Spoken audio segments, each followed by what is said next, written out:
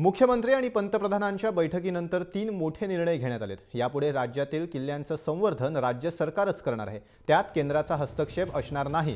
किल्ल्याची डागडुजी आणि देखभाल राज्य सरकार करणार असल्याने किल्ल्यांचं चांगल्या पद्धतीने संवर्धन होईल अशी अपेक्षा आहे। तर मुंबईच्या कोस्टल रोडला पर्यावरण मंत्रालय कोस्टल 1 महिन्यात मंजुरी देणार आहे अशी माहिती मुख्यमंत्री देवेंद्र फडणवीस यांनी दिली आहे। दरम्यान तूर खरेदीसाठीची मुदत 1 महिन्याने वाढवून घेण्यात मुख्यमंत्र्यांना यश आलंय।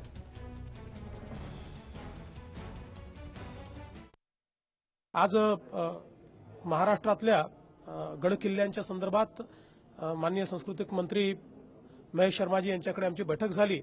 विशेषत्वाने छत्रपती शिवाजी महाराजांची राजधानी असलेला जो रायगड किल्ला आहे याच्याशी महाराष्ट्र प्रत्येक व्यक्ती जुडलेला आहे।